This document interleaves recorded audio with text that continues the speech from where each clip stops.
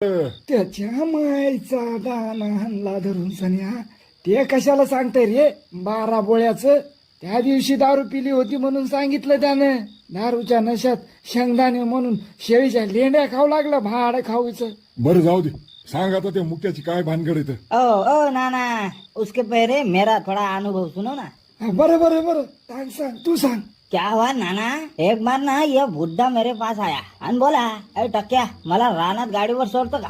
त्याची काय ते मोटर का काय ते चालू करायची होती पा. आपण बोललो हाउ चलो, आपने को तुमको तो मालूम है ना, अपन किसी को ना बोलते नहीं है का नहीं. तर झाला असं, बापू गाडीवर बसला, तुमको बोलता नाना बुड्ढे ने गांव के बाहर जाने तक कुछ नहीं किया. जैसे ही हम मेन रोड को लगे, म्हातारा आगे खिसकने लगा. इकडे हात लावायलाय तिकडे हात लावायलाय. आता मला वाटलं म्हातारा माणूस आहे बा, थंडी भिंडी वाटत असन है का नाही. आता नाही तर गाडीचा भेव वाटत असन. असं मला एक मनात आला एक विचार, पण